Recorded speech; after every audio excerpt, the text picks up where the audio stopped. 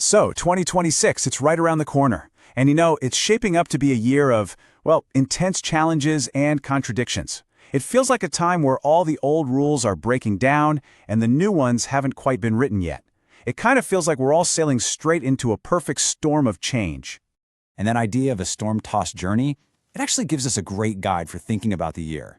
Odysseus, the hero from Homer's Odyssey. The classicist Daniel Mendelssohn has this great line where he calls him the perfect hero for our storm-tossed times.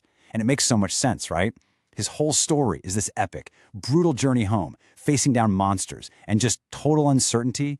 It's a really powerful metaphor for where the world is headed in 2026, a path that's going to be defined by some really tough choices and, some huge consequences. So, what are the monsters we're going to face on our own Odyssey?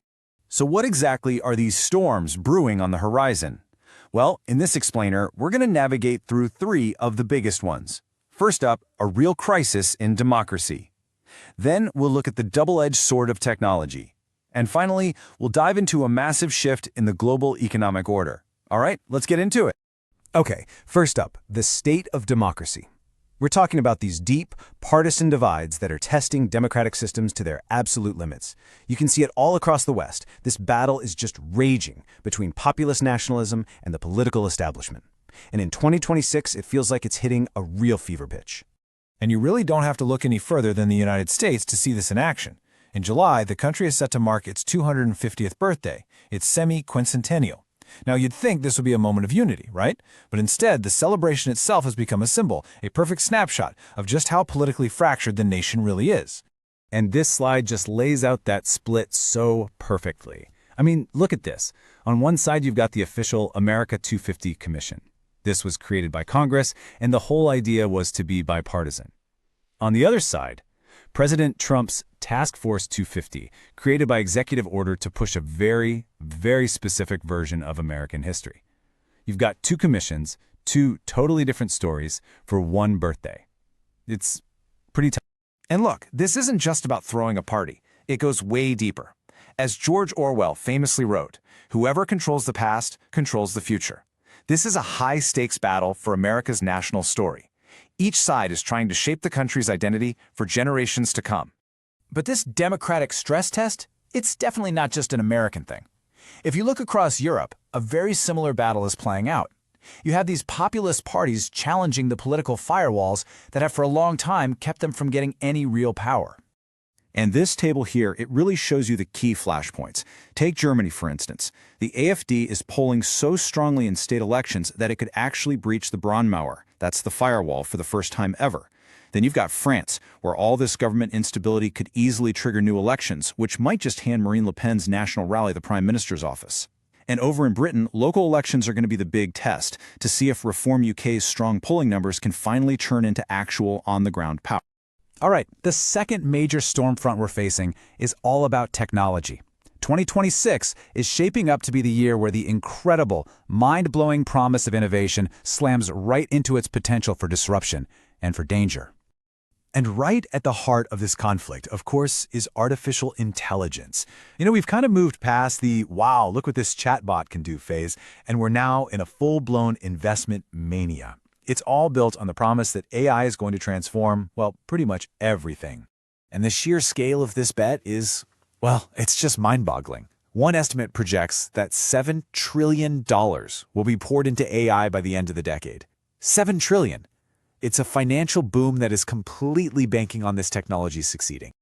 But here's the massive reality check. Right now, a staggering 95% of corporate AI pilot projects are failing to generate any financial return at all. There is this huge yawning gap between all the hype and the actual profitable use of AI by real businesses. So this gap, it creates enormous risks. I mean, what if investors lose faith? That could trigger a market correction that wipes out trillions. But what if it goes the other way and adoption does speed up, especially with these new autonomous AI agents that are basically designed to be drop-in replacements for human workers? Well, that could spark a huge social backlash against AI as a job-stealing menace, especially for new grads just trying to enter the workforce. And this tension between technology's promise and its peril, it isn't just happening down here on Earth. In 2026, the final frontier is quickly becoming the next battlefield as military competition in space heats up dramatically. We're basically watching a new arms race kick off, step by dangerous step. The US is pushing for a Golden Dome missile shield. Russia is reportedly testing a space-based nuclear weapon designed to wipe out entire satellite networks. And at the same time, countries like Britain and France are openly developing their own offensive counter-space capabilities. I mean, decades of norms that kept space peaceful, they're just eroding right before our eyes. Okay, our third storm is economic. The tectonic plates of the global economy are shifting, and it's creating a whole new landscape with new winners, new losers, and a whole new set of rules. And this chart right here, it captures a truly historic moment. Sometime in early 2026, India's economy is projected to actually overtake Japan's, making it the fourth largest in the entire world. I mean, after zooming past countries like Britain and Canada, it's now closing in on Germany for that number 3 spot. Just incredible. But, and this is so important, here's the crucial context. It's another one of 2026's great contradictions. So while India is an economic giant in absolute terms, it's still a poor country when you look at GDP per person. It ranks 126th in the world. All that wealth is shared among more than 11 times as many people as in Japan. So you have this paradox. India is a new superpower and a nation still fighting widespread poverty, all at the very same time. Meanwhile, the established economic powers, they're facing some serious headwinds of their own. The whole post-war trade order, which was led by the United States, is under immense pressure from a much more assertive China, which sees a huge opportunity in America's recent turn inward. And China has a very clear playbook for 2026. It's doubling down on tech self-reliance, trying to get around U.S. sanctions. It's using its role as host of the APEC summit to paint itself as Asia's most reliable economic partner, and it's signing trade deals everywhere, with ASEAN, the Gulf states, you name it, all while trying to handle its own domestic slowdown by pushing more exports out into the global market. Every single one of these moves is a calculated play to reshape the economic order in its favor. But you know, it's not all grand strategy and geopolitical chess. The character of 2026 is also being shaped by some really surprising and even contradictory cultural and consumer trends that are happening just below the surface. These are the small shifts that actually tell a much bigger story about our changing world. Like, for instance, 2026 is the year the world officially hits peak wine, which is a fascinating sign of how tastes and lifestyles are changing globally. It's also the year that weight loss drugs are set to go truly global. Patents are expiring, which could make them accessible to billions and totally reshape public health. And get this, after more than 230 years, 2026 is the year America is finally set to say goodbye to the penny. A tiny change, sure, but one that says a lot about economic evolution and, just letting go of the past. So as we navigate our way through this turbulent year, one thing becomes crystal clear. 2026 is really defined by its unresolved conflicts.